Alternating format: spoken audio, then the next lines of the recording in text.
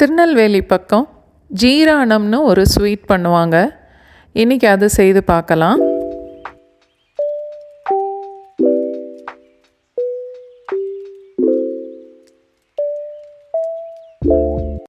Video பார்க்குறதுக்கு முன்னால் channel subscribe பண்ணிவிட்டு பக்கத்தில் உள்ள பெல் ஐக்கான் ப்ரெஸ் பண்ணிக்கோங்க. நான் இன்றைக்கி இந்த மெஷர்மெண்ட் கப்பு தான் யூஸ் பண்ண போகிறேன். இதோட அளவு 240 ml. இந்த கப்பில் 5½ கப்பு பால் சேர்க்குறேன். 1 கப்பு அரிசிக்கு 5லேருந்து 6 பங்கு வரைக்கும் பால் வச்சா கரெக்டாக இருக்கும்.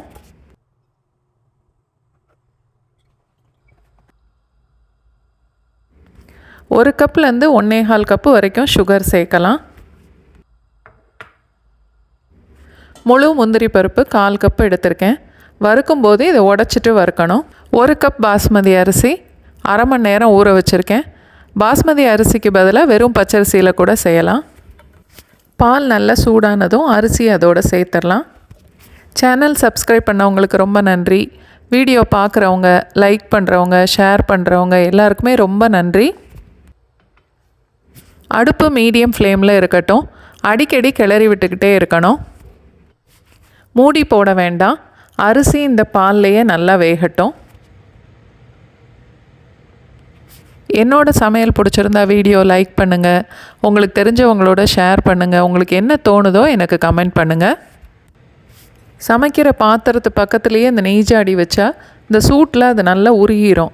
நம்ம எடுத்து ஊற்றுறதுக்கு ஈஸியாக இருக்கும் இல்லையா? அதனால் இப்படி வச்சுருக்கேன். இந்த ஜீரானம் செய்யும்போது பால்லையே நம்ம அரிசி வேக வைக்கிறதுனால பால் நல்லா வற்றி கடைசியில் ஒரு பால்கோவா ஸ்மெல்லில் இருக்கும்.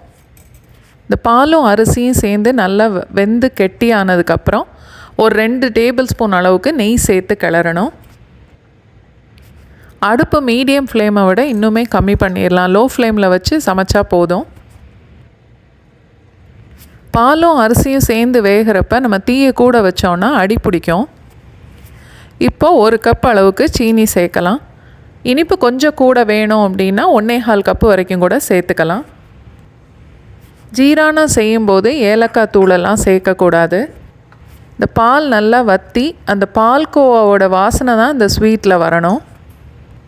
எந்த ஸ்வீட் செய்தாலுமே ஒரு 1/4 டீஸ்பூன் அளவுக்கு உப்பு சேர்த்துக்கணும். நல்லா கலந்துட்டு லோ ஃப்ளேமில் கொஞ்சம் நேரம் வேகட்டும்.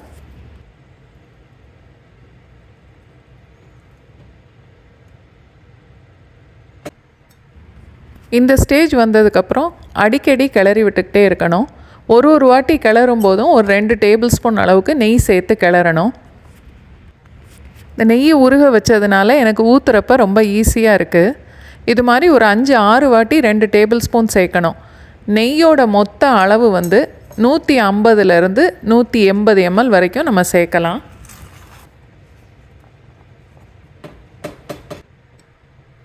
அரிசி பால்லையே நல்லா குழைய வெந்து இந்த மாதிரி வரணும். ரொம்ப கெட்டியாகவும் இருக்கக்கூடாது, தண்ணியாகவும் இருக்கக்கூடாது. இப்போ அடுப்பை ஆஃப் பண்ணிடலாம். முந்திரி பருப்பையும் நெய்யில் வறுத்து இதோடு சேர்த்து நல்லா கலந்துடணும். இதுதான் திருநெல்வேலி ஸ்பெஷல் ஜீரானம்.